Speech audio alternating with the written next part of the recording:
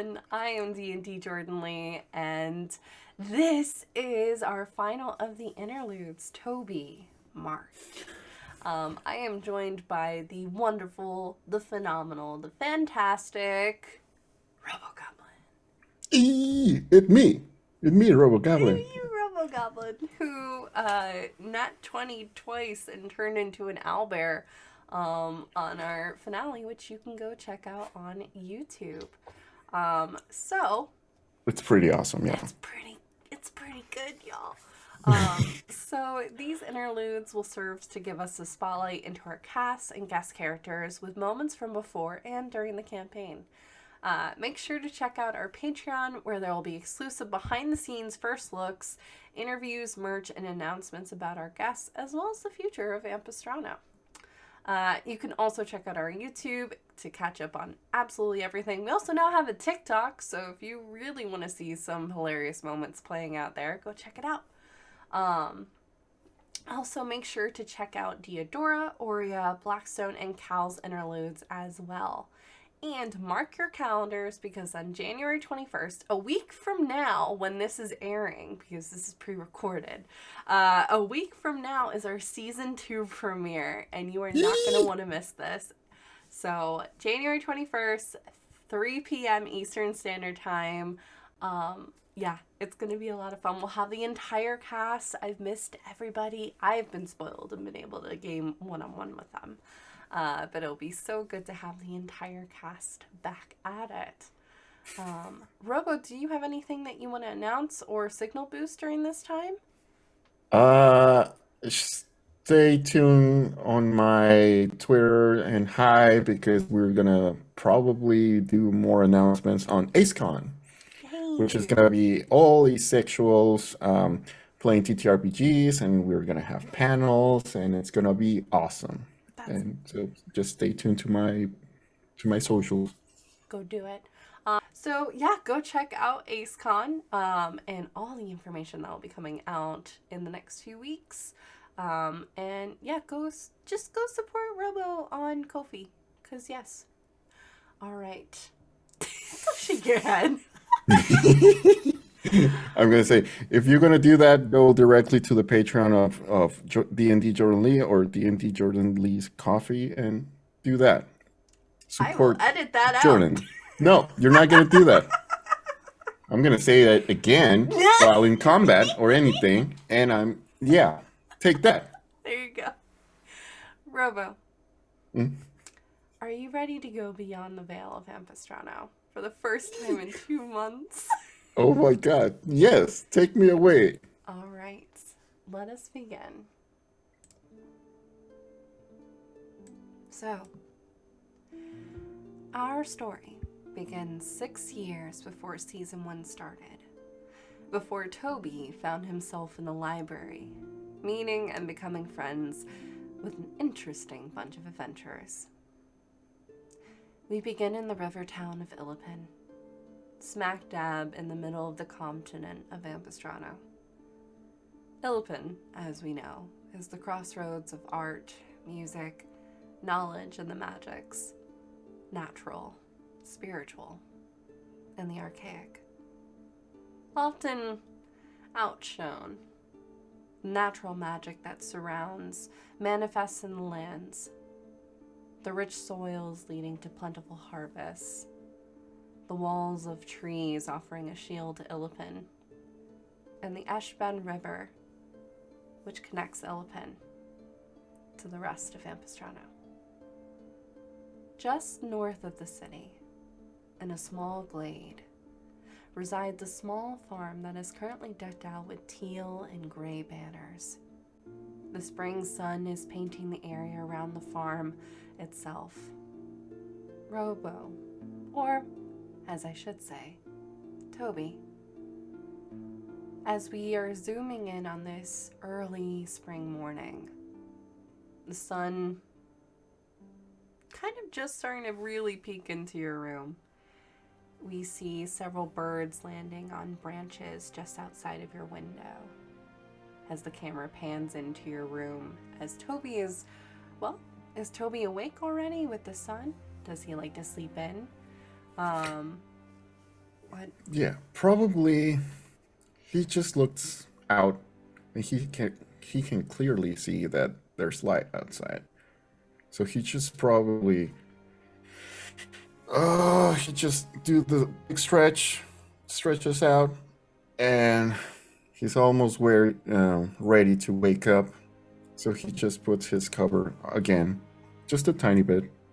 He looks up to the roof on his room, and he can just clearly see stars. He painted stars in a dark sky. So the ceiling on his room is stars. You can see the moon.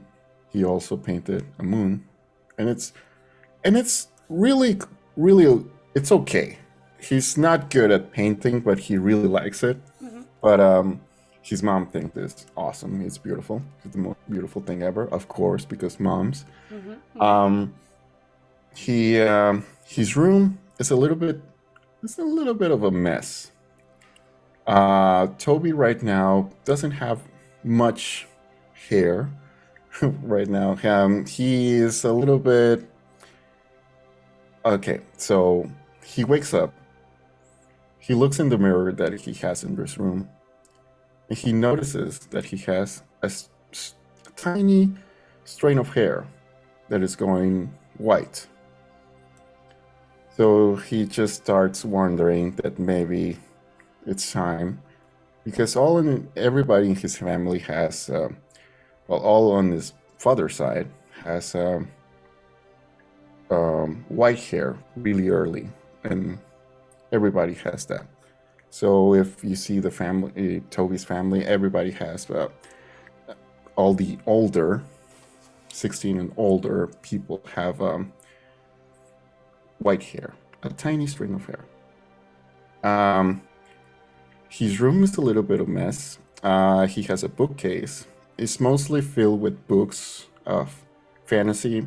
He really likes illustration books. He loves looking at the books that have like stories from the sea or pirates or stuff like that. He also has a lot of books on how to take care of certain animals in his farm. His room is it's a lot of teal and white colors, kind of like his clothes, like the clothes he wears all the time. So, and once he comes out of his room, you can realize if the camera zooms out of it, it's kind of like a wizard's tower. It's outside of the house, but inside of the house, so it's kind of the wizard's tower is on top of the roof of the house, if it makes sense. Yes. And it has like a ladder, so he can go down.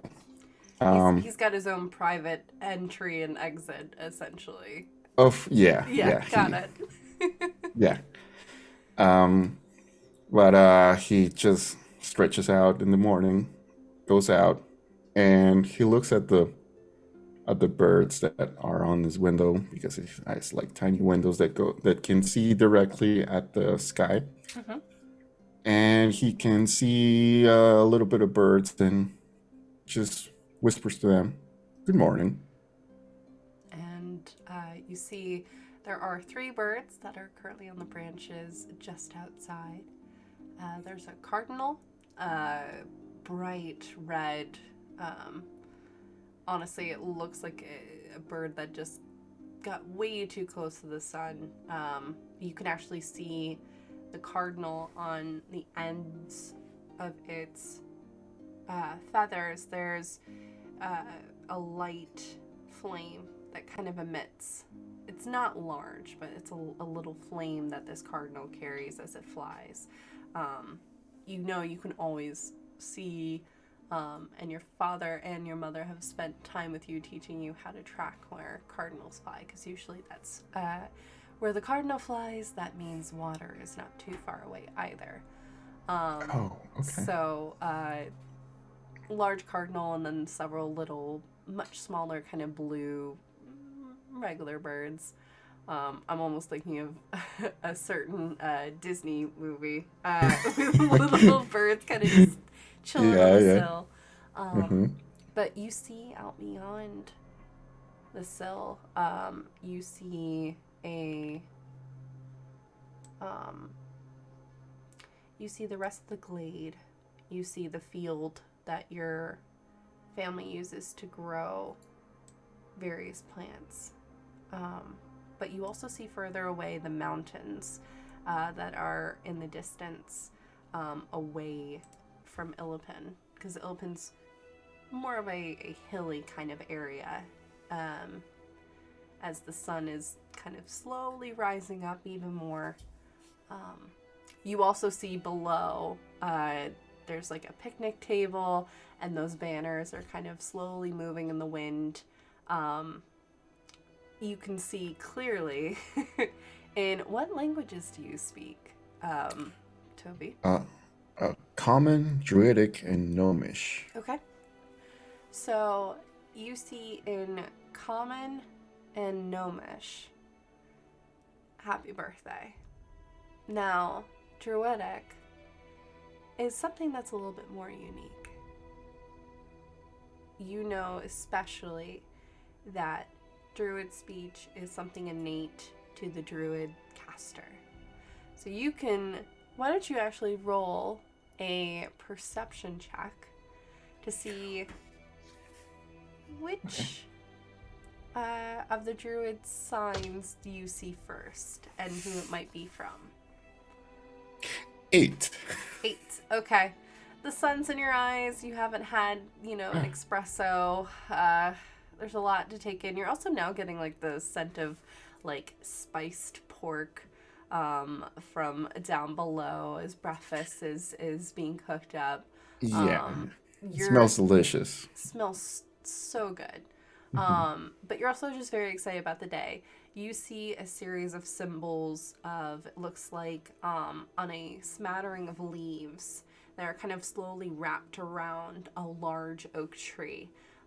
There are symbols, some looking almost like a straight line and 2 points, so kind of like twin rivers meeting, to 3 dots, kind of, it to be some kind of symbol representing the stars. You don't know if your mom, your dad, or your brother wrote it, but you take note of that at least there's some kind of druid speech, also notating probably that it's your birthday, or knowing your brother, some kind of kick Toby sign on there. Toby, what do you do? I look at this kind of symbols, and I climb down the stairs, and I do like this not old fashioned, but like the cool way, and just go directly down by holding the edges and just going down.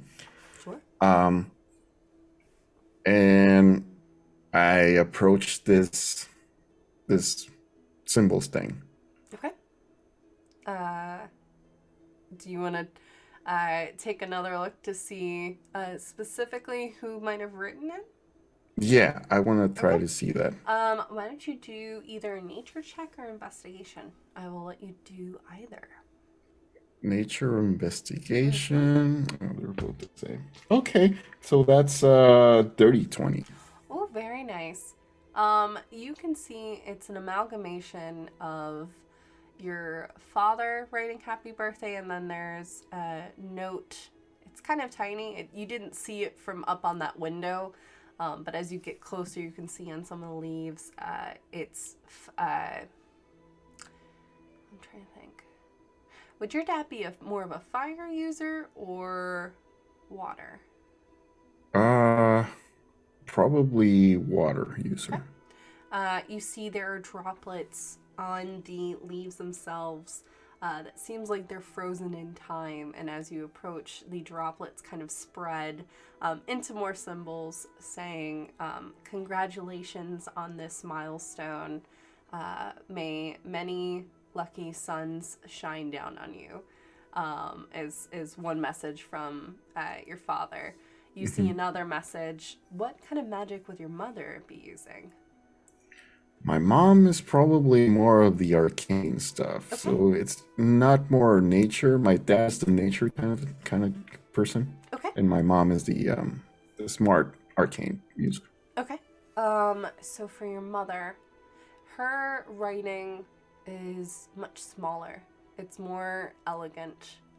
It's honestly, it looks like if you've seen that writing where someone's put a ruler like directly underneath. Okay, It's just okay, straight line. okay. And it looks like a dark kind of purple mist is kind of just not burning the leaf, but as you approach, you can see it inscribing onto the leaves as well. Once again, saying happy birthday. I cannot believe it has been 16 years. Thank God we're not getting you a wagon. And just wishing you the best of luck and love from your mother. There's one final one. What kind of magic would your brother use? He's probably not that good at magic. Probably just learning. Okay. But he also is more of a kind of wizard kind of wizard kind of guy. Okay. I'll say this based off of that kind of description. You see, at first you thought it was dirt kind of collecting on the lower kind of area of these leaves. You see actually it's ink. Your brother has taken a quill and ink and kind of like complete opposite of your mom, like started to write really big and then started to like curve to try to fit on the leaf like the last little bit. Just trying to get all the information there saying happy birthday, big bro. Don't kill anybody.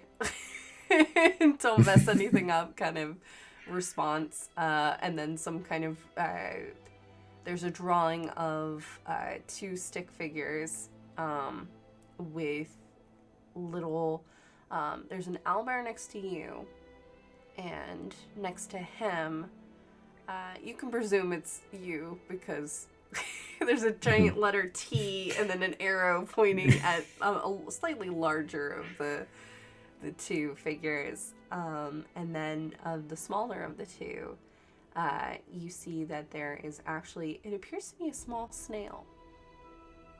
Small snail kind of just chilling with him. And just saying good luck. And I just kind of chuckle at all of the different notes here. And can I grab them so I can store them?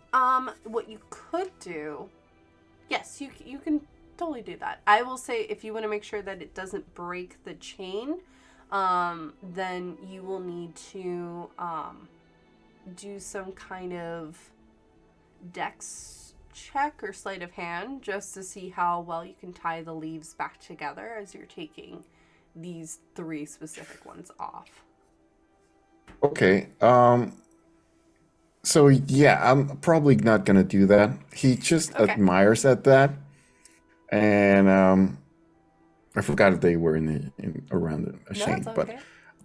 But yeah, he just looks at them, he chuckles, he appreciates it, and he goes back inside his house to meet his family. Okay.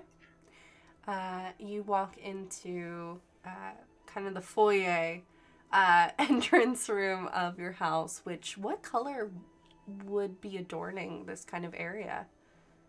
It's probably more of a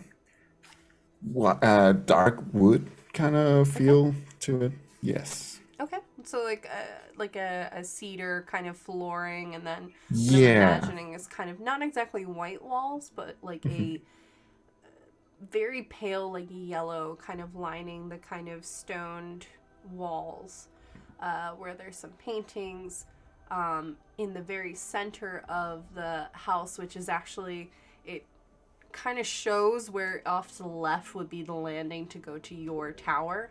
Mm-hmm. But it connects each of the rooms with branches. There's a series of ivy that twists and turns into this large kind of wood like an oak.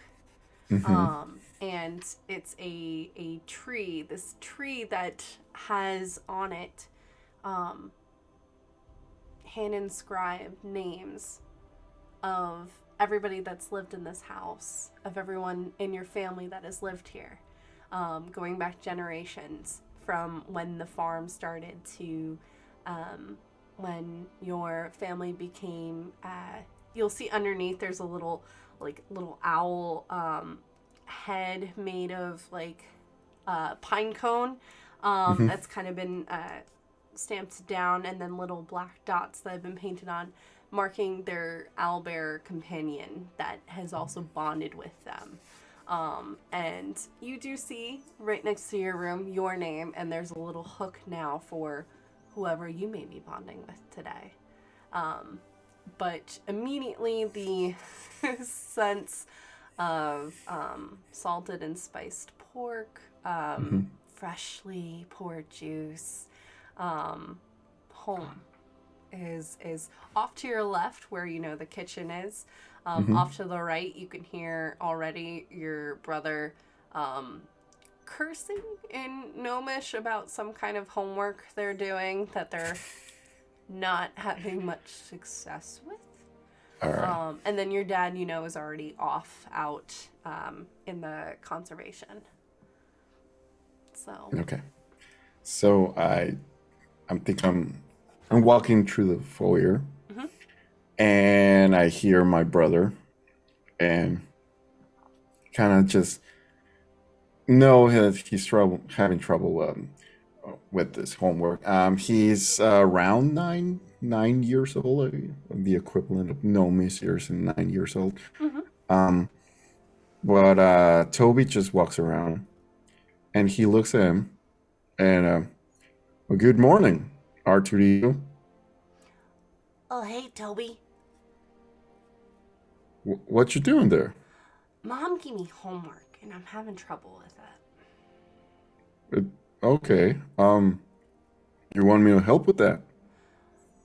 And you see him, slowly lean to see if, your mom is still in the kitchen distracted and, is not hearing this conversation at all. Mm-hmm. Yeah, can you tell me the answers? Because I don't know this. Yeah, I'm not gonna tell you the answers though. But No, why? no, you gotta learn to do it yourself. I can help, but I can't tell you the answers. Okay, so it's your birthday and now you're acting all goody-goody? I'm always like this.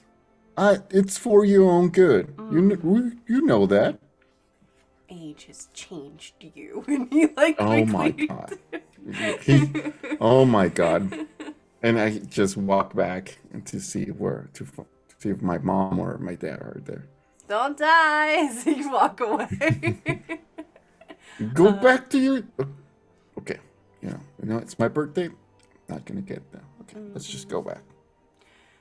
You walk into the kitchen, which is one of the largest rooms in the house, because it functions as the kitchen and the dining room area, where especially your parents will have potential sponsors coming in for meetings on funding for the conservation, to planning, to honestly just big family dinners.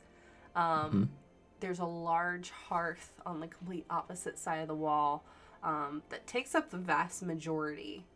Think of those medieval kind of kitchens where literally it's taking up an entire section of the wall.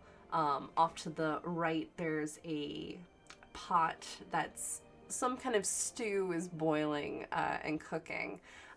There are racks of a pig, there's some lamb, but on the table itself, it's decorated with fresh lettuce for wraps.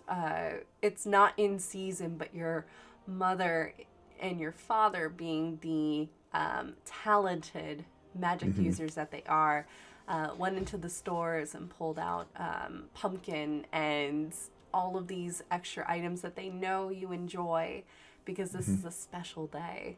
She hasn't heard you arrive in the kitchen as you see this even shorter than you woman, fully grayed, kind of bob of curly hair with a kind of similar to what you have stated, a shock of gray that kind of goes through, especially silver. She's wearing a blue dress with a white apron over it.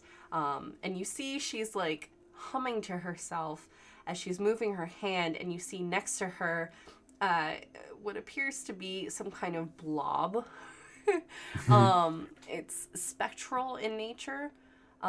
You know this to be Hunadiro, which is your mom's unseen servant who helps keep the house clean as she's busy running around. But she is off in her own world as you are entering the kitchen. And I just slowly take a peek, and I know Hunadiro is there. Mom! Ah! And she like quickly turns around over to you. She's got, she looked put together from the back as she turns around. She's got that shock expression. There's a huge dab of flour that is just going across her right cheek. You can see there's some kind of icing that's like on her forehead from where she might have been, trying to think of something. She's got that special thinking face when she's really focused. She has what appears to become some kind of soot across the upper area of her lip from where she was thinking and had been messing with the fireplace. She's a mess, but she turns around to you in surprise and then goes, "My birthday boy." And she quickly comes wandering over to you. And I give her a big old hug. Hi, Mom. Good morning. Oh, I think you cracked my back. Good morning to you, birthday boy. Good morning. Big day, huh? I guess it is. Yeah. I'm a little bit nervous. Oh, you got flour all over your. And I grabbed like a towel and just wipe her. Oh, thank you. Breakfast is ready. Do you want coffee, tea? Can I get some tea, please? Of course. What kind? I'll have. I was gonna say English tea. Imagine that. No, I was gonna say raspberry. Raspberry. Okay. Can do. And you see her kind of quickly bustling off. She, of course, kind of hovers over you, gives you the comfiest of the chairs. It's warm out, but she's giving you a blanket to be comfy as you're sitting there eating your breakfast. Like a little bit of coddling. What? I'm not going to be able to do this forever, so let me just... And you see she's like trying to fix your hair. Like she's being a little, just excited. Mom, please. Okay. My goodness. What? You would be... You're acting like you have a date or something. I don't have... What? No. No. She kind of gives you a little wink. Just saying. Anyways. My God. he just starts chomping on the food that is in front of him. And she sits across from you on this table, and she's just kind of sitting as her unseen servant is still trying to cook and clean up, and you just see all of a sudden, like, whatever portraits were maybe, like, set askew or suddenly set right. Okay. And just, he's milling about. Every now and then you hear your brother cursing, and you see her head kind of switch to the door with like a look, and then she thinks on it and just kind of rolls her eyes and looks back at you. I'm like eating, and I'm also just look at her, and so where's Dad? He's waiting for you at the conservation. So. Oh. Yep. Just to see, maybe an owlbear will connect with you or maybe another animal will. We'll see. But he's going to be out there with you and giving you that talk. Not Okay. that talk. Not that talk. The Oh my other, God, Mom! Other talk. You see? No. Oh my God, Other talk Mom! of responsibilities and what it means to have, a familiar, an animal companion, which they're not a pet. They're gonna be bonded with you for life. So, yeah. And he was eating like this the whole thing, Sure. and at the end he has like the fork and he's kind of playing with this food, Mm-hmm. and he asks his mom, "Mom, how how do you know that you're gonna be connect to someone?"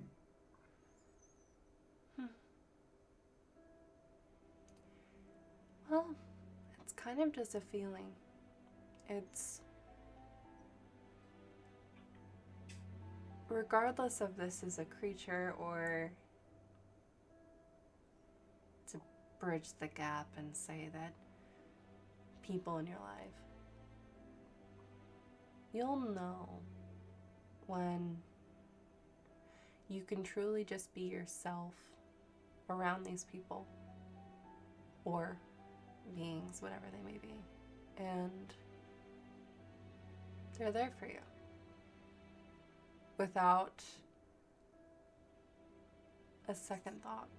You can be yourself, you can be ridiculous, you can be silly, you can be sensitive, you can be yourself with them, and like air, like the sun rising and the moon rising at night, like kind of the ocean as it ebbs and flows. It's honestly like everything aligns itself. And it's just easy.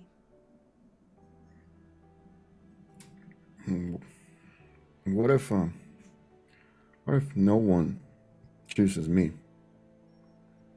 Well, it's their loss, first off. But everyone gets chosen at some point. Whether it's something like they choose themselves, or they choose for themselves, too. You have as much say in this as they do when it comes to it. But just be you, and try not to force it. The rest will fall into place, and someone or something will see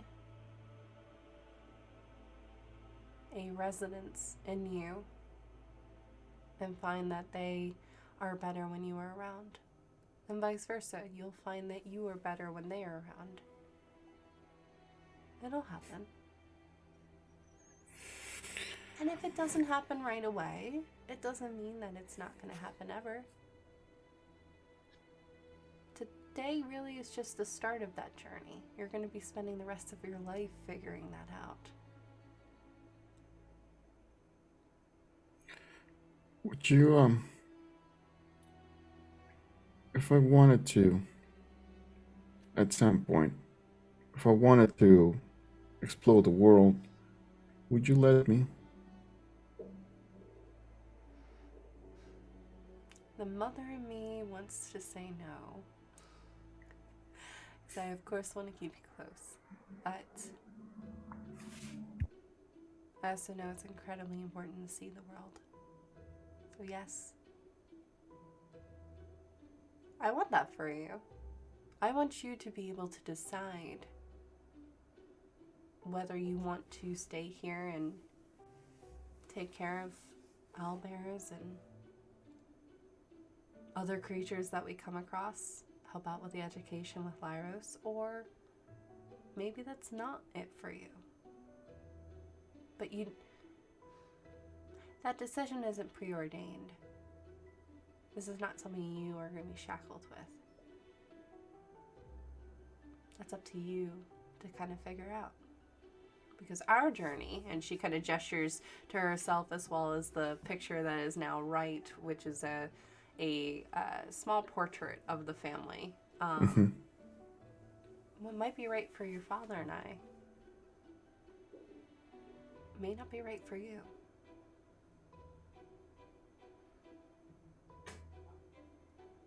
Thanks, Mom.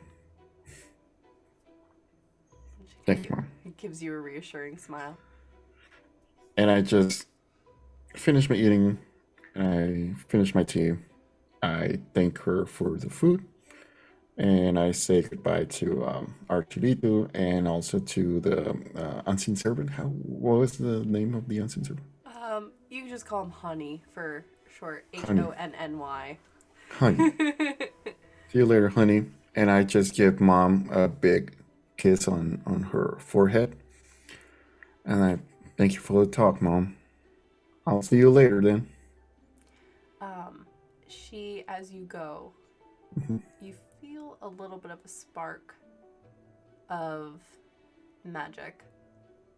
And you've been blessed. So your next roll, you'll be able to add a d4. Amazing. So, all right.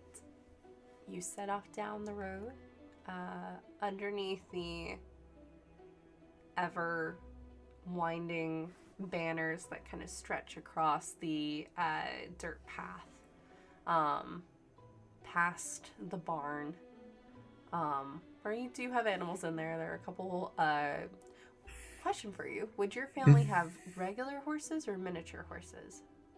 They would probably have both. Okay. More so the regular horses. Sure. But yeah, a little bit of the tiny horses too. Sure. And you do hear them neighing in there as several of them are starting to move out to the fields and pastures. You move further along past the sheep, past the patches where your family hasn't set out the grain just yet. It's still a little bit early, but you'll be setting out, corn and planting those seeds, getting ready for the harvest to start. It's still a little too cold for that. Slightly colder in the mornings. You continue until the forest starts to kind of just take over. What are some thoughts that Tobi is having as he is walking along this familiar path? He's kind of thinking that this is his first time he was waiting for this for a long time to get a companion, someone that he connected. But now that the day is finally here, he's just nervous, just thinking that what if the connection never happens? What if the connection is not meant to be? What if the creatures or someone doesn't actually connect? It's all about that. He's all wrapped in his head that maybe it's not going to happen today. Okay. So he's prepared to for that not happening today. Why don't you roll a perception check for me as you are walking, and these thoughts are kind of entering your head as we're now approaching mid-morning, mid to late morning. That's 15. Okay, 15.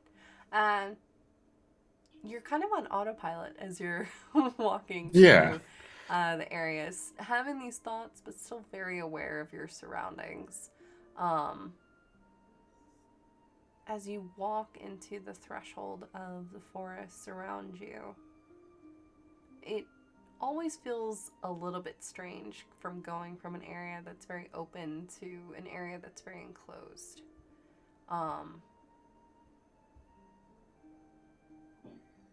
I can't tell you how Tobi feels from that perspective, if that is something that is welcoming or perhaps something that makes him a little nervous, being in a slightly more enclosed space.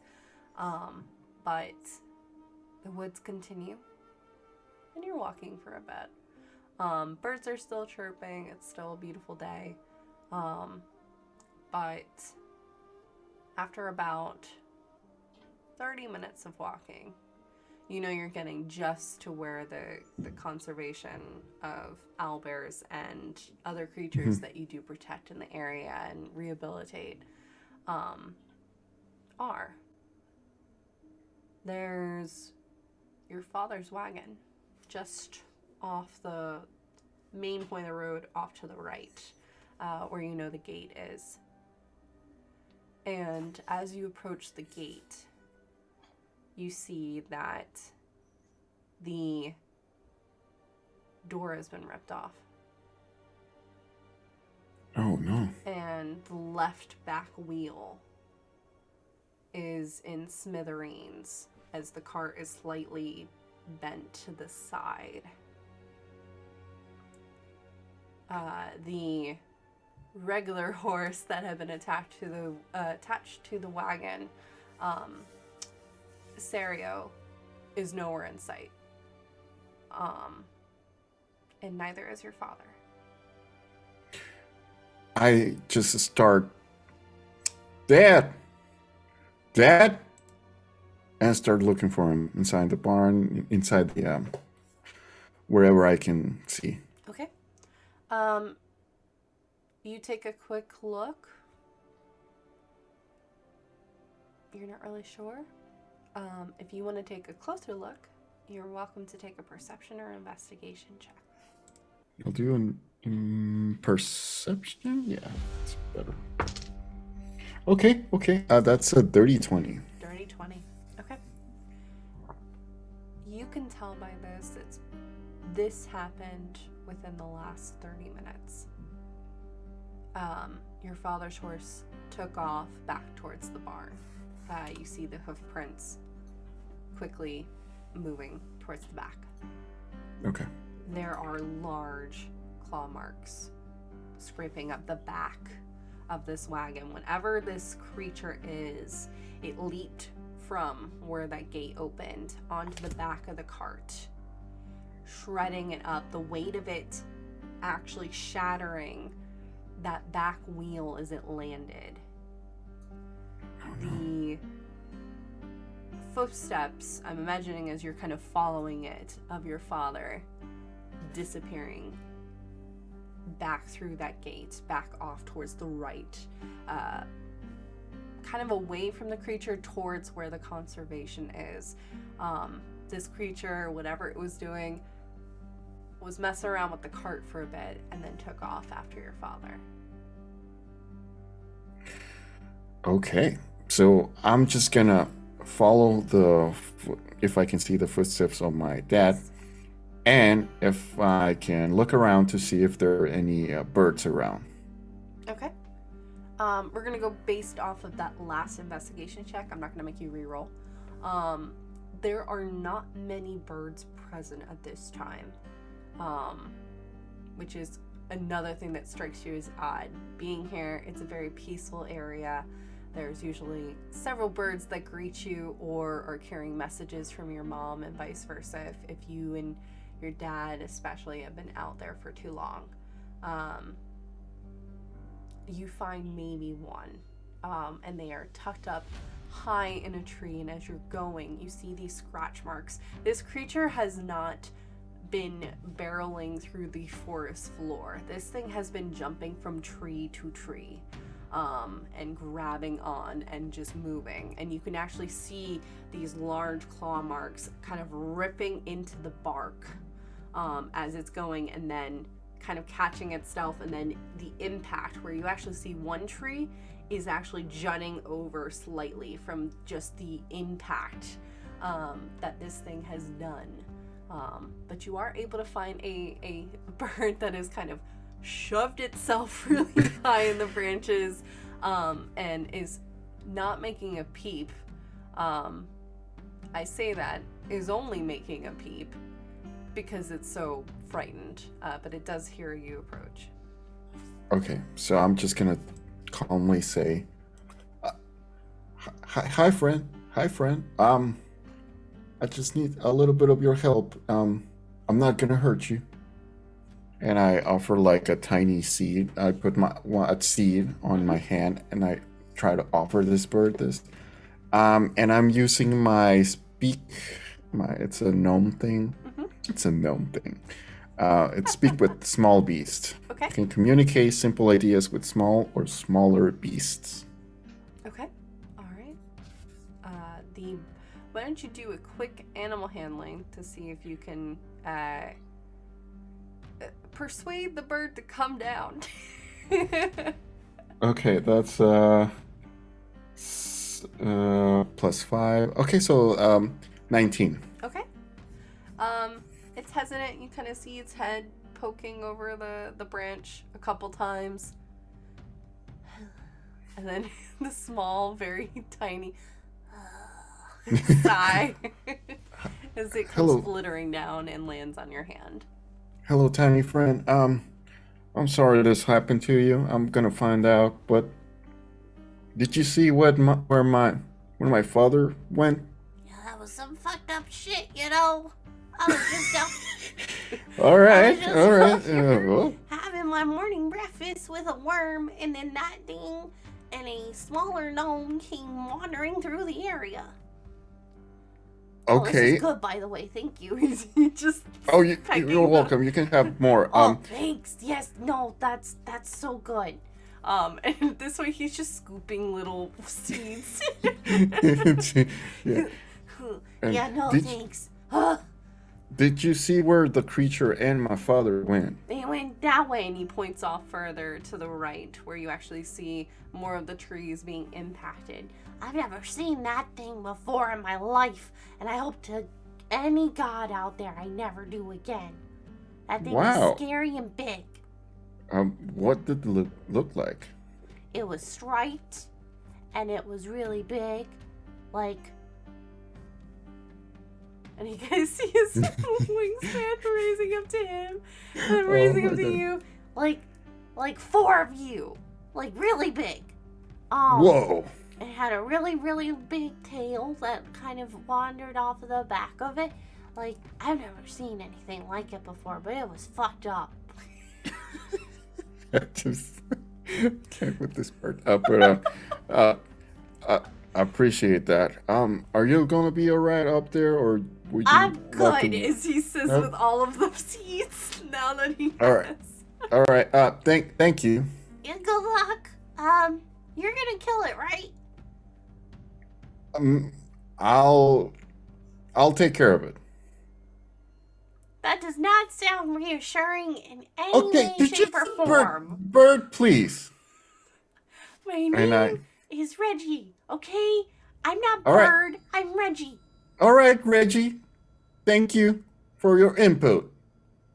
I'll take care of it. You can just go back. Oh my God, this bird! What is with all the birds? He's like, all right, help me up, because I got all these seeds now. I can't lift myself up. See, now that you can ask nicely and be kind to everybody. Thank you. Thank you. Okay, good luck. And I put that, and I go that direction. And as I go, I'm trying to see if I know about any description that fits this creature. Okay. Why don't you do a nature check for me? Nature or history? Nature or history? That's the same. 9. You're very concerned. You're also a little flustered. That bird was a little bit rude. God damn. And you're having a hard time. The history of animals in the area was that part of the lesson that you weren't always the strongest with, especially in the morning, because it could be confusing, especially since animals migrate and move around. The name or the idea of what this creature might be is escaping you at this time, as you are continuing onward, and that is where we're going to take our 10-minute break. Shit. So everyone, take a quick 10-minute break. We'll be back here shortly. Go stretch, go grab some food, go check our Patreon and our YouTube, because yes. And we'll be back here shortly. All right. Bye. And...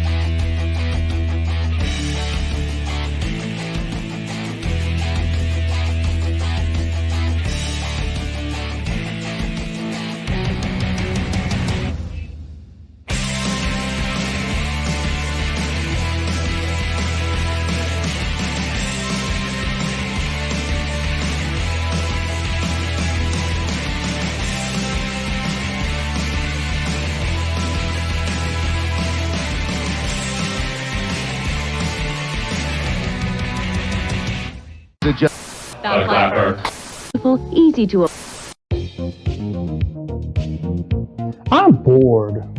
We can go scream at the cat for another hour. Nah, I'm tired of screaming at the cat.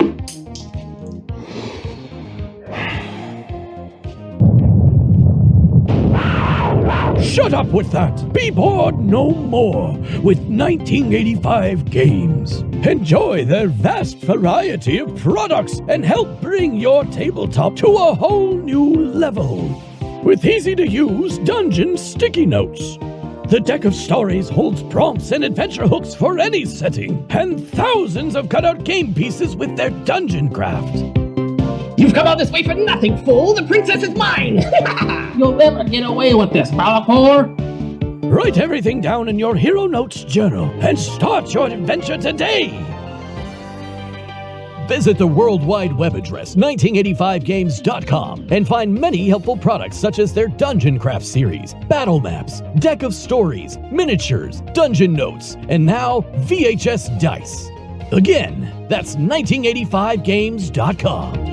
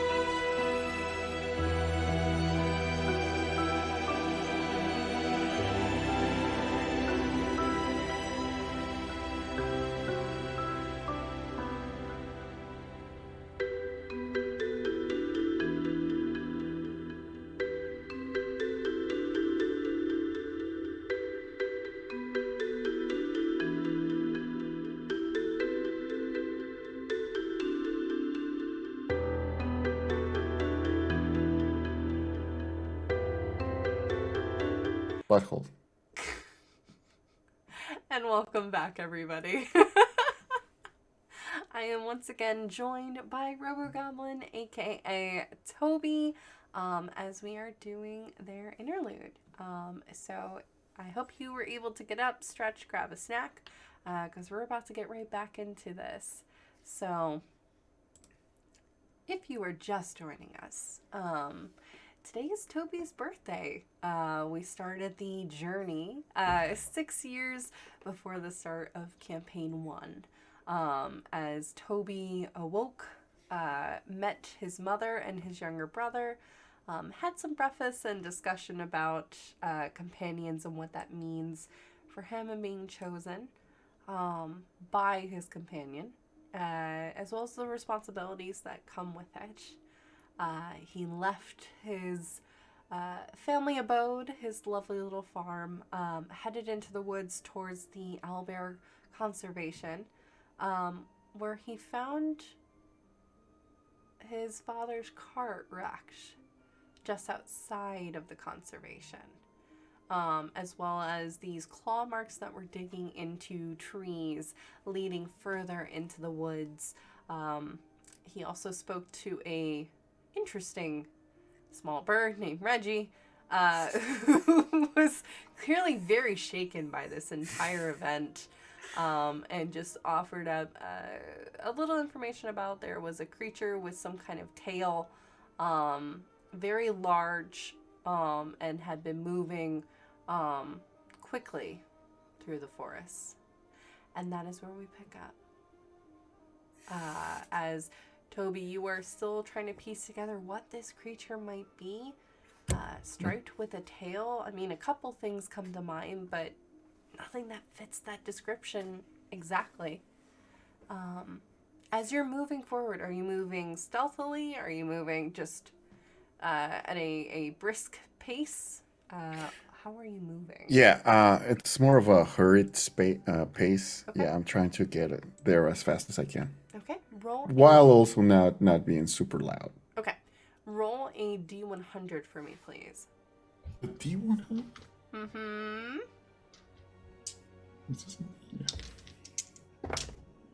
Yeah. 57.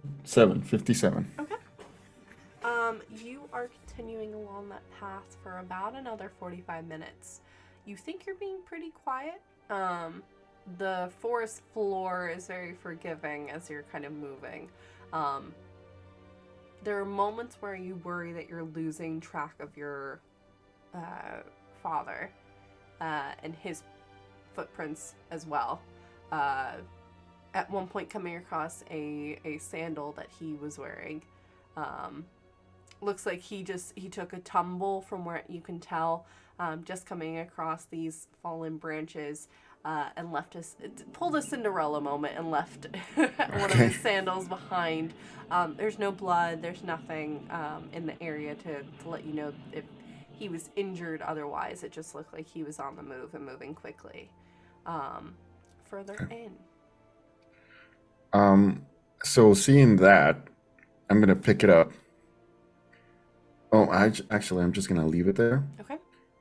And I'm gonna transform myself, wild shape myself into a dire wolf. You're gonna transform into a dire wolf. What does your dire wolf form look like? It's a brown wolf with a streak of white that goes from his head to the back of the tail. I love that. And it's all brown fur with my eyes, which is teal eyes.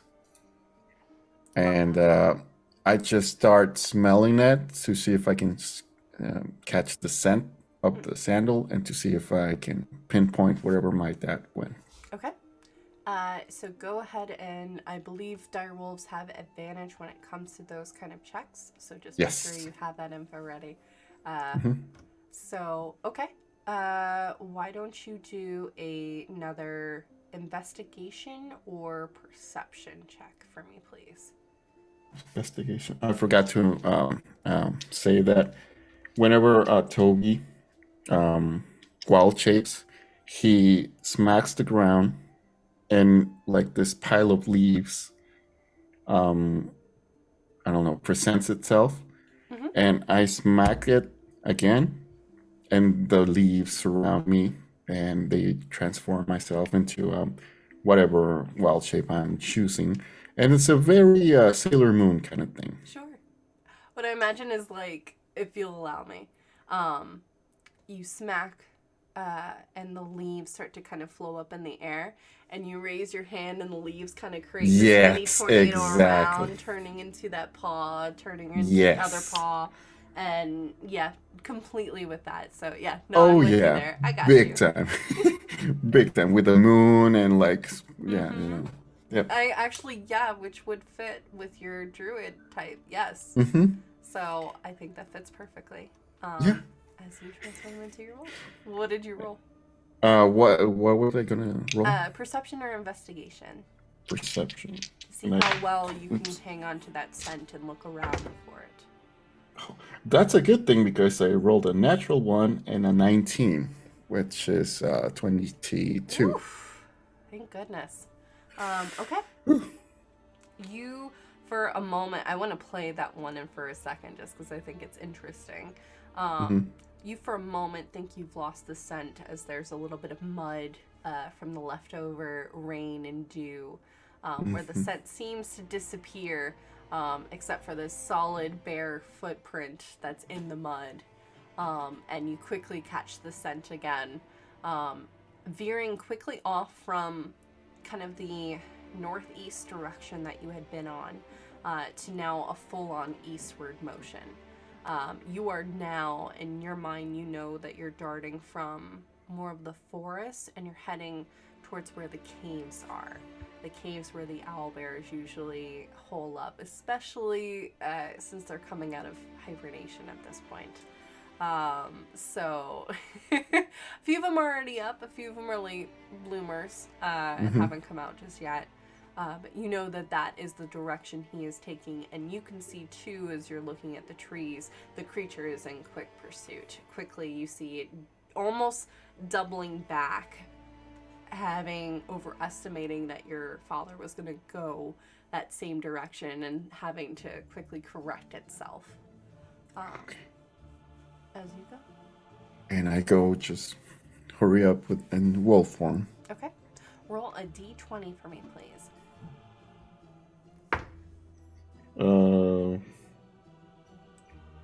Just a simple, with no. Yep, just a regular add-ons. d20. 11. 11. Okay. You continue on for another 30 minutes. You can tell that your dad is starting to get tired by just the amount of trackage he's leaving behind. He's starting to drag. His steps are starting to lessen in their strides from his full-on run that he was doing. You can see he's now starting to try to use the area around him to try to give himself some kind of coverage. There is at one point right near a small kind of brook, there's a log that you can see he crawled in. The scent goes in. It's too small for you to crawl in though, so you're having to kind of climb on top. But your paw prints step on the same areas that this creature was and is impacting. And you can see this, there are several holes on the side as whatever this thing was tried to claw its way in. You also notice, looks like for several of these marks, there's something barbed sticking out of the logs in certain areas, and lining some of the trees, especially some of the trees that are a little bit closer together. They're thin, but they're still rather large and they're sharp. Okay. Okay, and the paw prints, do you mean? Mm-hmm. I can see that. Yes, you can Okay. see this thing. It's probably right around the size of a direwolf. It's got claws, but not as deep, not as sharp as a direwolf's.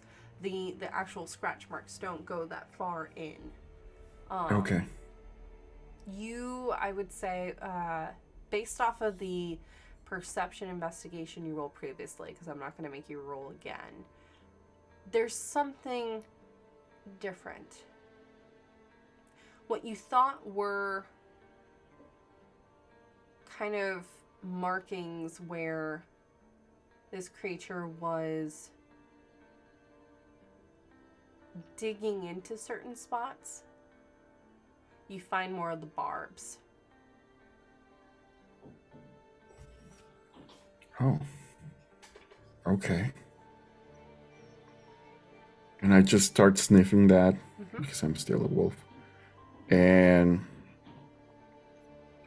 could it be, if I imagine, or I'm just saying that, can I tell from this that this creature has something bothering them? Like a spike or something? Roll a nature check just to see. Nature or medicine I'll allow. That's 17. Okay. Something is definitely seems to have bothered it.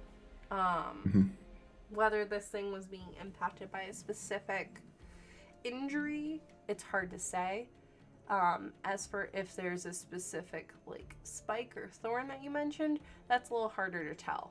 There's no blood that's coming off of this creature. Okay.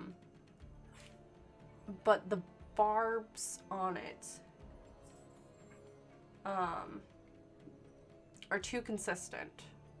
Whatever this thing is, it's steadily losing these barbs that are coming off of it, which are kind of like these spiny kind of needles that are kind of sitting to the side of these impacts.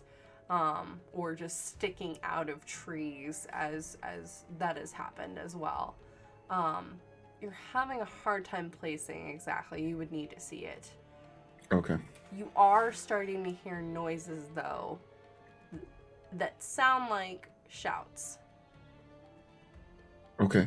And I go directly to wherever I hear the shouts. You dart off and head eastward still until you find you're in another clearing, and there's a cluster of caves that are interconnected in this area. They're kind of, it's like a small hill. Think of like a hobbit hole where they're kind of built on, kind of stacked on top of each other. So there's a number of these holes. And you do see every now and then there's a mama owlbear and her new baby owlbears poking their head out, wondering what the nose will have been. In the far right, you see a slightly... You know this one to be an orphaned owlbear that got rescued during the winter. Just for whatever reason, just no pack, no kind of family to it. So you and your dad were able to rescue it. It's kind of poking its head out curiously as you, and it seems like it's making eye contact with you in your direwolf form as you're passing by. They don't know that I can do that then. No. But he seems to like not be staring at your whole body. He is staring directly into your eyes. Like, I imagine the camera is slowing as this is kind of shifting. And as you are kind of running past, and it's just kind of like, like kind of peeking at you, as you are darting off back towards the right. Yeah, I just look at the tiny owlbear, and I just perk up my ears, and I start wagging my tail like plainly. He wags his ears in response because he's at that age where his ears don't stand up the entire time and haven't folded back yet either. So it's kind of that old, like, the husky kind of look when they're puppies. So you see that kind of happening before another shout kind of cuts through that, and you go darting out back into the tree line, where you start to notice blood on the forest floor. It's not a lot, a couple droplets. It looks like something hit your dad. And just as you're noticing that, you see your dad kind of leaning up against a tree, looking around as something is moving above him. And he sees you going and immediately raises his hand and goes, Tobi, get out of here! I need you to roll initiative. Sheesh. Sheesh. As we're getting some music on. Now, why did I click no? I just wanted to see it. I was +3. I'm gonna roll for this. Amazing, amazing. Hopefully. Okay. So I got a +3, 17. Okay.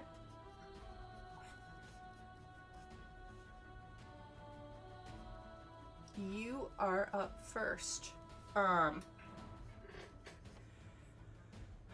Currently you can't see whatever this creature is. It's in the tree line, like the branches. Whatever this thing is, it knows the area and where to kind of hide itself.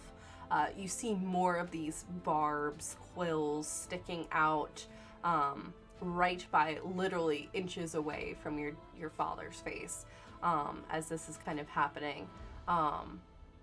Why don't you roll a perception check for me, please? 11. 11. Think of this kind of area in like a clock. And your dad is right up against the log right in the middle. So it's kind of like the counter. Okay. The log is facing 12 and 6.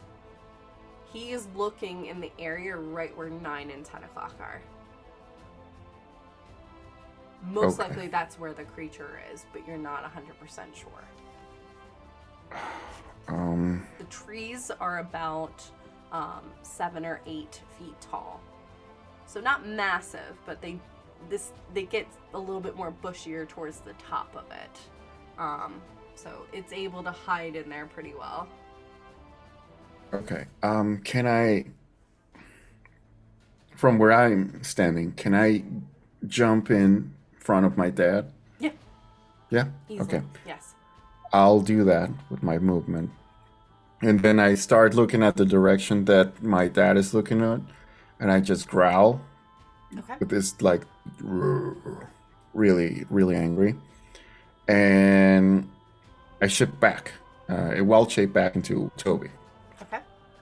And I say, and I look at my dad. Is my dad, like, hurt, or does he have, He's like, got a an couple injury? cuts. He has right now, one of the barbs is sticking out of his right knee. Like it had just made a direct impact on the kneecap. So there's a bit of blood there, as well as the regular scrapes from walking and running barefoot through a forest on his foot as well. But otherwise, it's just small scratches, nothing that's looking too grave at this time. I will say this because you are in close proximity, and based off of the perception check, however, you get a slightly an odd scent coming from the barb. Like, I'm imagining you're kind of seeing the scent, think wolf walkers, as you're kind of dispersing back into you. There's something odd about the barbed things, and it looks like maybe that's the reason your dad hasn't taken it out yet.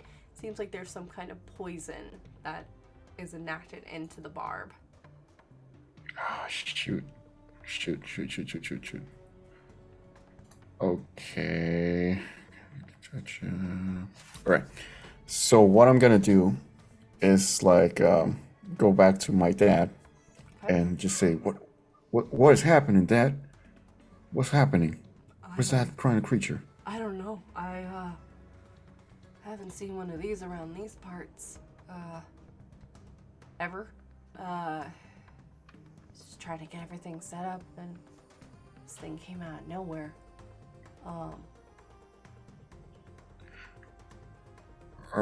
All right. And I'm just gonna touch my dad, and I'm gonna cast Cure Wounds on him. And it's just a simple level 1 Cure Wounds. Okay. If you want to He's go gonna- ahead and roll. He's gonna get back. 8. Okay. 8 healing back. All right. You see some of the cuts are starting to kind of reform to clear skin. However, the areas where the barbs are still in, it heals, but then you can almost smell like an acid as it starts to burn back out in those areas. He healed up, but you can tell that he didn't heal up fully from that, fully and completely. All right. So that's can I do a cantrip or there's a spell? It is a spell, so you Okay. would not be able to now. So I'm just gonna look at that direction and just act whenever I see So that you're thing. holding your got it. Cool. Yeah. All right. This thing is going to attack. You see from one tree over, from like that 9-10 o'clock area going into more so the 11 o'clock, there all of a sudden is the sound of wind moving quickly. I need you to make a dexterity savings throw. Oh, jeez. Dexterity saving throw. This plus 3. Come on. Okay. That's 17. 17. Okay. Mm-hmm. You are able to dart out of the way for the majority of them, so you're only going to take partial damage as you see these quills come shooting out, almost making a silhouette from where you were just moments ago, hitting the log that your dad is kind of perched up against. Clearly this thing was aiming for you, not for your dad. You see for a moment as this happens and kind of the leaves are being shot out of the tree as well, a large body that is covered with quills and little spikes. It's got it looks like a hedgehog. However, something seems wrong with it. It's got, instead of a kind of white or even a brown kind of undercoating to it, it's green. A sickly green, gross color. Imagine, honestly, the color of like vomit. Something is wrong with this thing. The tail, which usually is like a little nub that is hidden under its quills, has grown and it looks almost like a scorpion tail. Oh, shit. Something has happened to this creature. Hedgehogs normally are very passive unless they are provoked. So, from what you know, I'm going based off of your scores.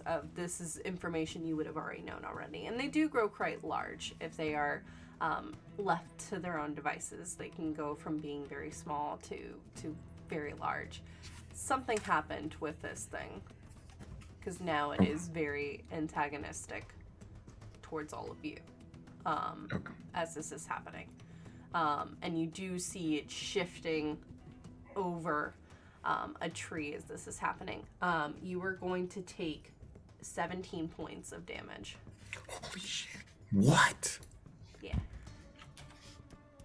Oh, shoot. All right. Okay.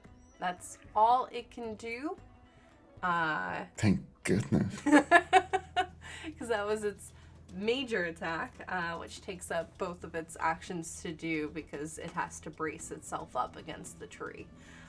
So it cannot take any other actions besides that. So your dad, let's see what he's gonna do. Okay. Your dad is going to try to... You see him focusing in for a moment, and the air around you gets thicker with moisture as a light rain starts to kind of fall in your area, obscuring... You can still see the creature. Mm-hmm. You know this spell. This is a spell your father has used when it comes to hide and seek. Okay. Giving you some coverage while also allowing for you to see the creature. Think of this as being like darkness, but it's a rain cloud and shadow instead. Kind of being around your immediate area. Giving you some coverage and hopefully slowing down any further attacks that might be coming in. That is it for his turn. It is your turn now, Toby. All right. I turn back to my dad. Dad, have you ever seen this creature before? No. No. Not anything like this. I've seen big hedgehogs, but not this. So I don't know what's going on here, but it's very concerning. And if this did this to a hedgehog, I am very concerned about what will happen with some of our owlbears. We need to stop them then. And preferably not kill it. Yeah, of course not. Yeah. And I just look at the whatever the creature is, and I hold my hand up, and I make a circle on it. And from my hand, you can see like this tiny feather. And I throw that feather over to the creature, and it starts spinning around really fast. And it kind of looks like a circlet of leaves. And from the leaves, it just like drops down like this beam over the creature, and I'm gonna use a moonbeam on it. Nice. Okay. All right. Do I need to roll anything? Constitution 13.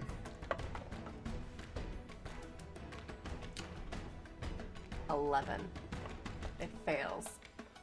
Okay, so you're gonna get 2d10.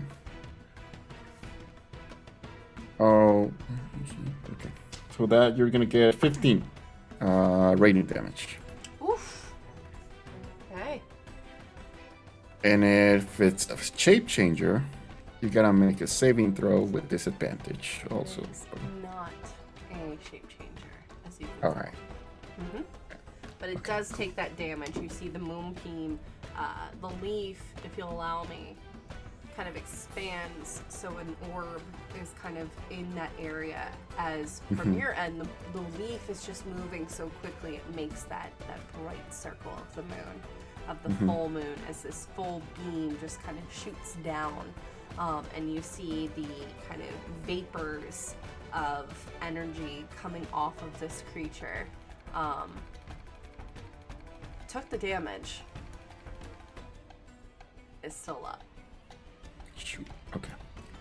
And with my bonus action, I'm gonna clap my hands. Okay. The pile of leaf appears again. I smack that, and I wild shape into an ape.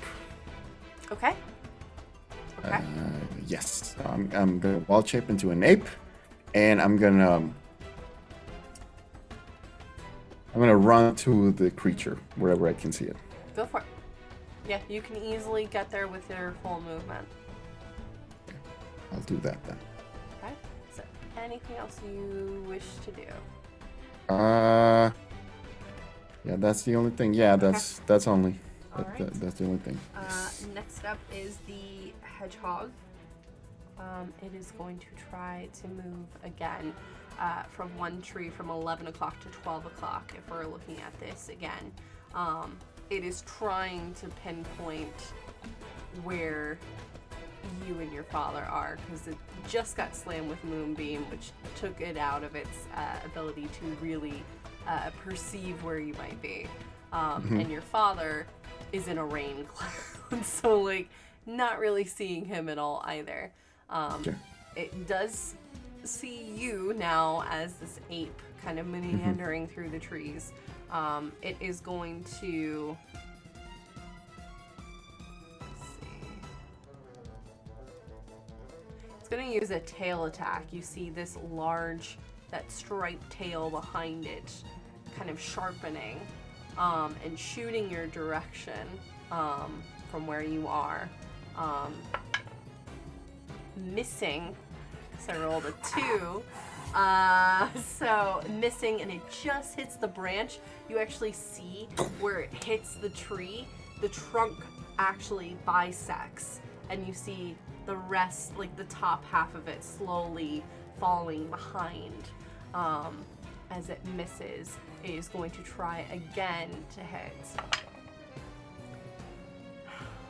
With a 1. As it hits the tree next to you, and the barb gets stuck in the tree, and you actually see it trying to pull its tail out, but unable to at this moment. That is it for the hedgehog. Okay. I'm really mad I rolled a 2 and a 1. So. That's good for me, though. Yeah, no. Holy shit. It's, that's a good old 1. Thank you, Goblin Katie. Okay. Your dad.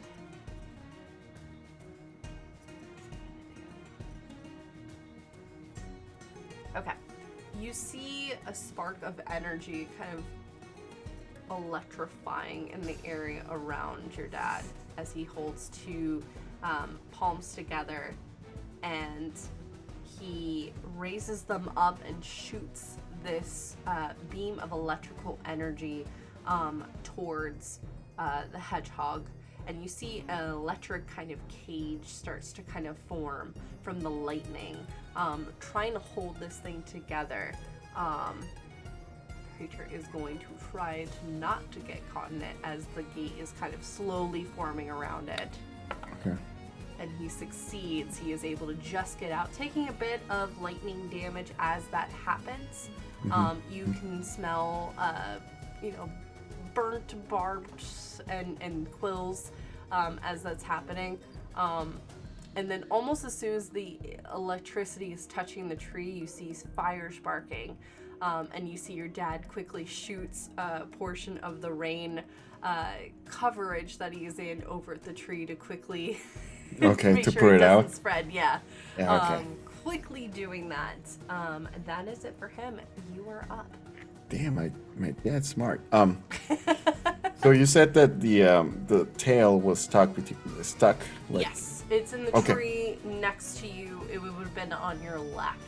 And is stuck in the trunk, kind of, because the complete tail itself, it has a barbed at the edge, and it's kind of just getting stuck. Think of like a hook that's stuck, went through a hole, and now is stuck in that area. Yeah.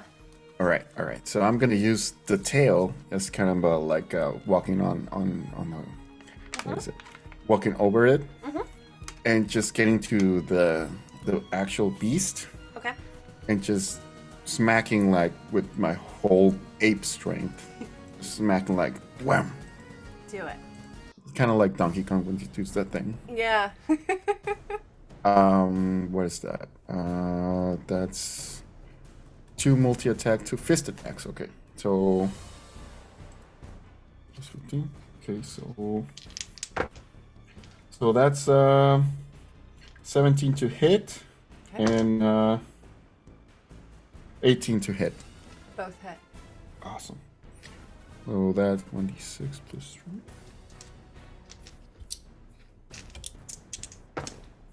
Woo! Plus 3 on each of the ones. So that's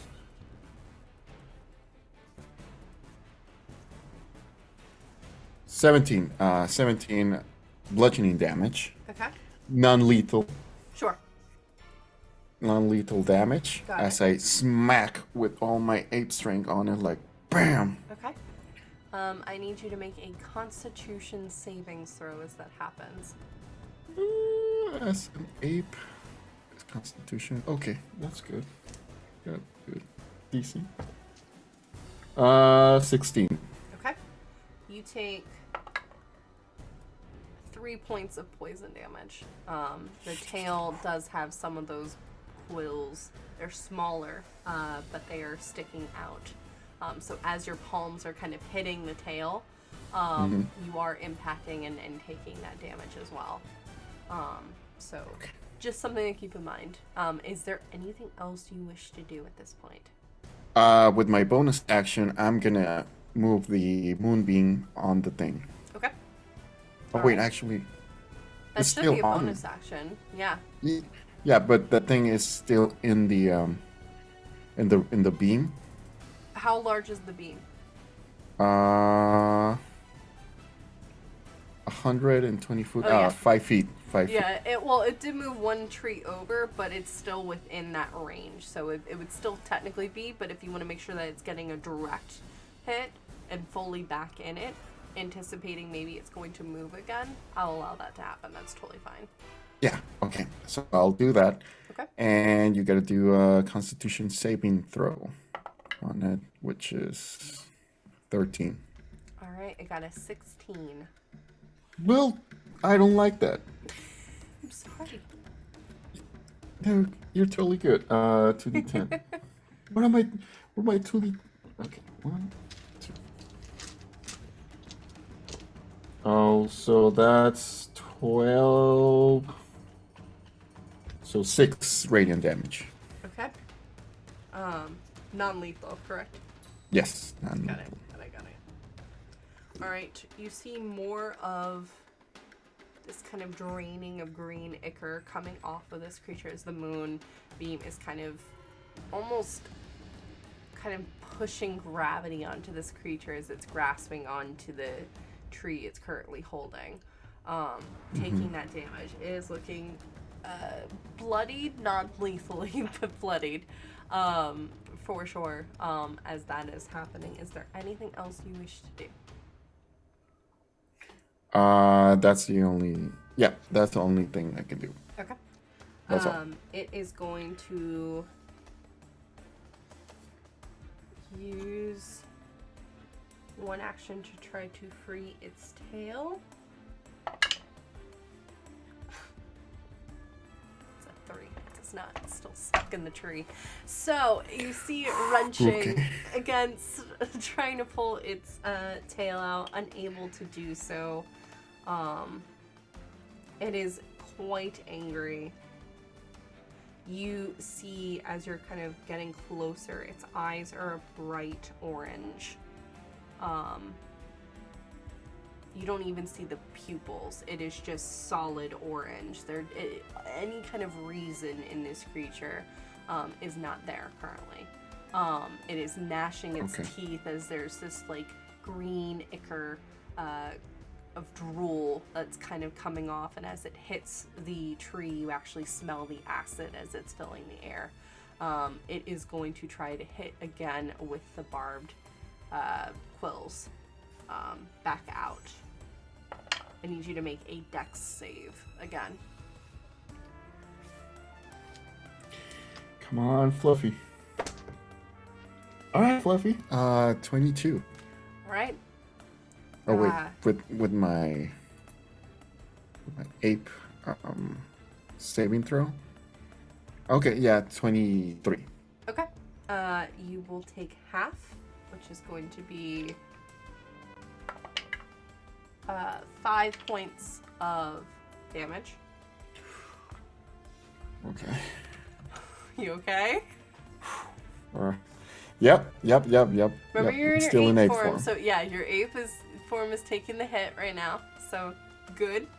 Yes. But oof. As that hits, if but you can oof. Feel yeah, you can definitely feel some of the pain with an additional 3 points of poison as that hits as well with it, because the barbs have poison connected on them. Even oofer. Yep. That's gonna be our new merch. Even oofer. So that is it for the hedgehog. Your father is still focusing on the cage and is going to use his full movement or full turn to try to move the cage over back into range to try to assist you. It is your turn now.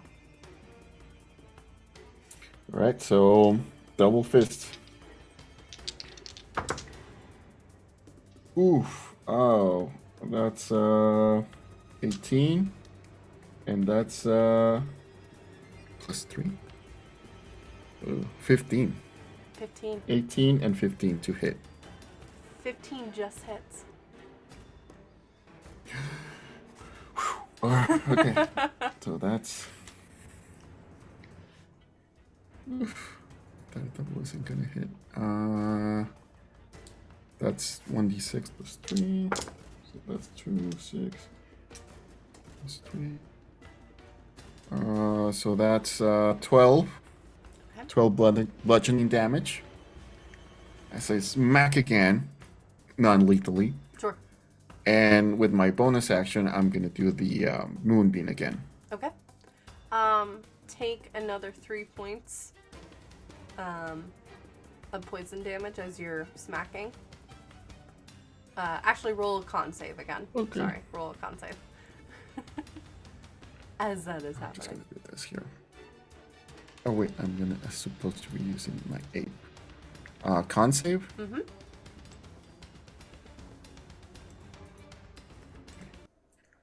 So that's +2. Yeah, that's 5. Okay. Take 3 points 7. of poison damage with that. Okay. And as your fists collide, Tobi, how do you want to do this?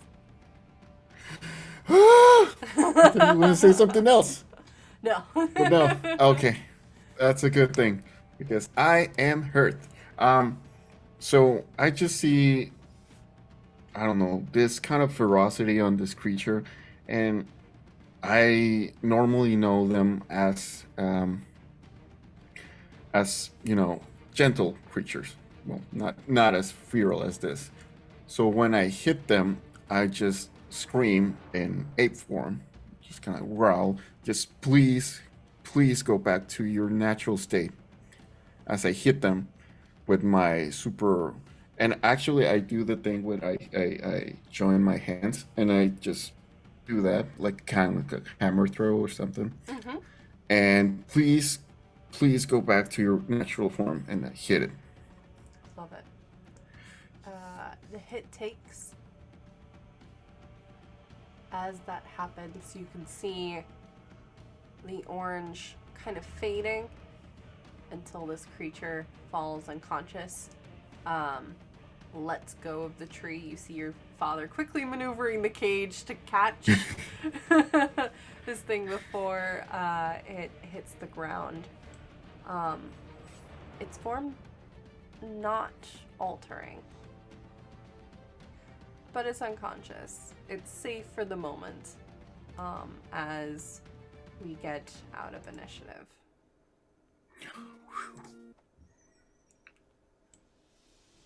Your father drops the rain cloud. And you see he's already healing himself at this point. He has taken the barbs out of the areas that were impacting him, and he is slowly healing. You see him drinking a potion, which you know, since there are various creatures on this conservation, it seems to be a potion that helps out with an anti-poison. Okay. So he slowly gets to his feet, looking at you like very proudly, very like impressed, but also just not surprised either that you were able to hold your own. Good job. I've clamped down. I'm still in ape form.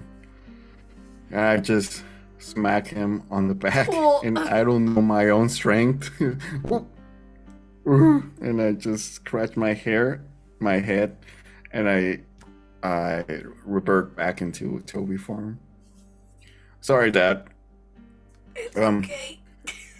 We need to get. Are you okay? You knocked the wind out of me. He's like. I'm sorry, Dad. Breathing.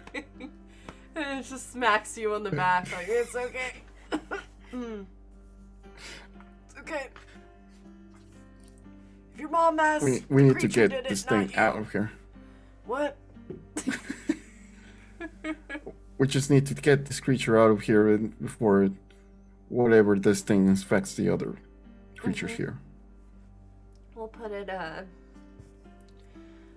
with one of our in our medical, or where we usually keep some of the sick animals, but quarantine, and just see what might be going on. Could have maybe been something it ate. It could have been something. Yeah. What were you saying, Toby? Can I just look at the creature and to see if it, you know, if something out of place? Sure. Or can I figure something that, I don't know? Yeah, if you want to do a nature do you want me to... investigation, depending on what you're looking for specifically. When it comes to that, are you looking for I'm gonna use injury or if it ate something? Yeah, probably an injury. Okay, first of all, to see if got hit for something. Yep. Investigation. That's it's a 12. Okay. You do a pretty good look of this creature. You don't see any injuries on it, minus the ones that you and your dad inflicted, as well as what it kind of did to itself. You know, when hedgehogs lose their quills, they usually shift to focusing in on a different area. This one seemed to have been forcing the regrowth of these quills. So there's bits on its back where you see that there's blood. It's stopping, but it's a very raw kind of skin to it. This thing, and there's small holes where this thing literally was trying to regrow and shoot more of these quills as quickly as possible, which is not usual for their behavior at all. So this thing, whatever was going on with this thing, it wasn't an injury that had been done to it, as far as you can tell. Okay, so I'm just gonna point that to my dad. Just say that I don't think that whatever happened here, we just need this creature to be separate from the other creatures right now. I'll do everything to just try to get them to control themselves.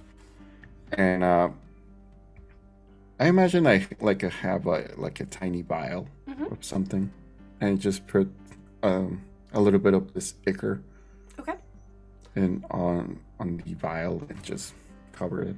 I'll say for store it safely. Brevity, you grab the ichor, as well as I imagine you also grab some like quills and you place them carefully. So go ahead and add those to your inventory as well.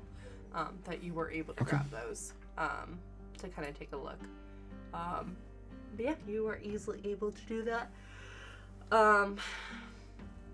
Your dad at this point is just kind of slowly walking off and getting reaccustomed, quickly takes his sandal back from you, seeing you were hanging on to it, and kind of just checking the area to make sure that the rest of the area wasn't impacted by what just happened. But he does motion for the cage to kind of lift. And you see the electricity, lightning kind of slowly moving around. It's not electrocuting the creature inside, you know that. It's just confining it. Yes, it's just confining it. It's keeping the creature inside warm and safe, but it's just confining it. That's it. Lifting up as you see your father's unseen servant helping to lift this thing. This one, the unseen servant, looks honestly like a little bit less like a blob and more like a large kind of ball. The cage kind of sitting on the top as it's rolling. And he's got these two little eyes that just are blinking every now and then, just kind of. Oh my god! Taking in the scenery. You also know that this thing usually renders some kind of portrait of the area of what might have happened here. Kind of doing that, just to kind of have to look further in. So your dad just takes a moment and looks at you. Well, do we want to try to do this choosing ceremony now, or? Well, I mean, we've had a day.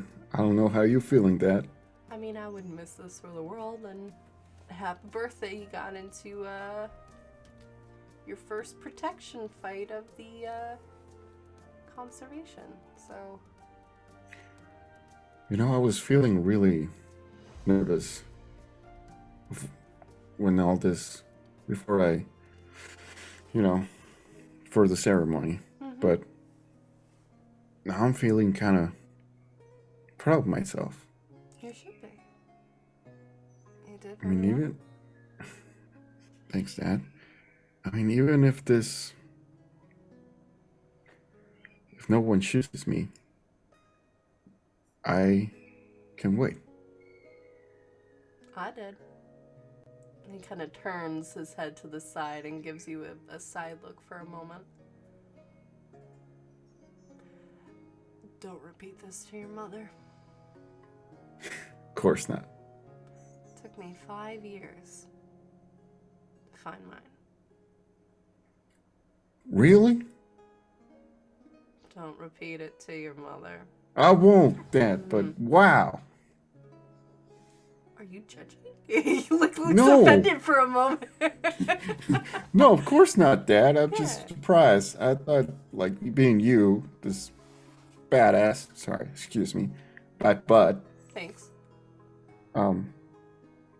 this super cool person that you, like, had a lot of offers. Well, being a badass doesn't automatically mean you're gonna have that connection right away. You seem like giving, like, he's like, thank you for the compliment. But, no. Sometimes it just takes as long as it takes. Absolutely. So, I understand, but it's gonna be fine. All right, It's gonna be fine. let's do this. I'm ready. Alright. And you slowly walk back towards the cluster of caves. And you see your dad, once you reach the kind of glade, the clearing, he steps off to the side, the cage still intact, and his unseen servants still kind of rolling it around. As several owlbears step out. You see the young one that you and your father rescued over the winter stepping out of its cave. You see your father's bound one. Bound, I say bonded, honestly, is the better name for it. Bonded one. Evergreen is the name, because this owlbear shows the age. It's been a while, around for a long time, and some of the feathers on this owlbear go from that white to green, almost looking like leaves. So you know, and have a flash of a memory of when you were younger, playing with your father and his owlbear, as he was able to kind of just blend into the kind of bushes and stuff around, and it would almost look like these big, large, beautiful eyes are staring at you, always watchful, but always just keeping an eye on things, making sure it never got too intense, as well as tackling your father when he ended up winning, because your father could never win with Evergreen present. Steps forward and kind of sits next to your father. You also notice two kind of tawny owlbears stepping forward as well. One you know is about your age, the other is slightly younger. But all three approach you and don't sit. They stand proudly. Which one do you approach? If you approach at all, what do you do? Seeing all the owlbears here, I just looked at the one that was always alone, and I approach slowly this owlbear, while also thinking that we kind of have some similarities of being alone most of the time. And I'm guessing they're my size, right? They're your size. This one's maybe So a little shorter than you. Okay. So I approach this one and I just look at the owlbear on the eyes and just say, "Hello? Do you want to be my friend?" Pure white feathers kind of slowly ruffle as you hear a small kind of chirp in response. Bright yellow eyes open, seem to be encapsulating you into some kind of hug. Roll an animal handling check for me, please. Besides the whole campaign. Oh my god. No. The big bad. 30-20. No, 19, sorry. 19. The creature, for a moment, you see it looking very hesitant. And then moves its head forward and shutting its eyes.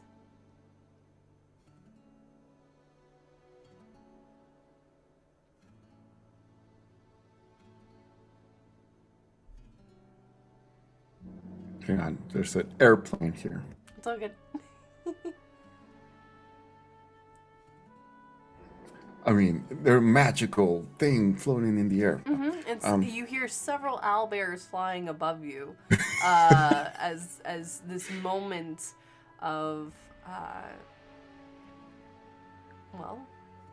fates intertwining, or something more happens as it leans its head forward towards you. And I just kind of, first of all, slowly reach my hand to try to, pet his little forehead. It allows. And I just pet it. And as soon as your palm hits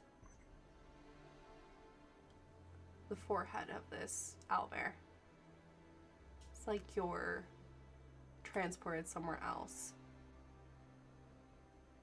You're floating in space around you. And you see off behind this owlbear, there's a connection, this seemingly this rope. Not a rope as you look closer. Looks almost like a river connecting the owlbear back to a cave, the cave that it had just come out of. You see that there's a river connecting your chest to several figures behind you as you see a flash of your mother, a flash of your father, your brother. Even Evergreen is here as you're all kind of floating. Your two connections completely separate, but are now interwoven as you are now holding the hand of a very owl-looking humanoid. White feathers, kind of looking like hair, very short hair. Looking at you slightly scared, slightly skeptical. Who are you? Hi. My name's Tobi. What's yours? It's good to meet you, Toby. I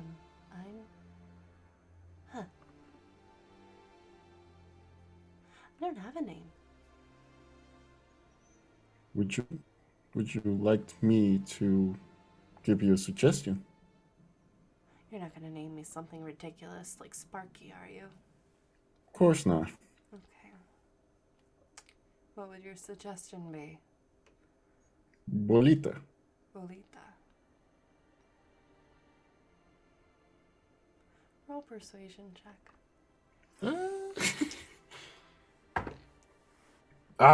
That's between 4 and 18. God damn it. Did you ever use the bless from earlier? I did not. I never used that. I will allow you to retroactively do that. So I I've believe never it's a seen. D4, yes. Okay, so Let me Where's double the check. D4? I might be thinking of guidance. Hang on. yeah, I think plus is also D4. It's a savings throw, but I don't care, y'all. This is my D&D. I'm allowing it for whatever I want. So go ahead. It's her game. It's my game. Deal with it. And it says a D4. Robo just did fantastic. I'm gonna make that a D8 that you can add. Right. So that's 'Cause why not? 13.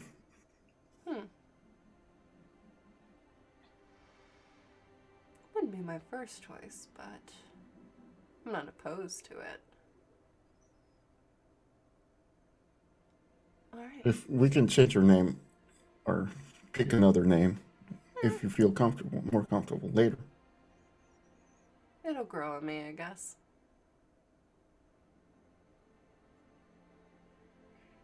So, I guess this is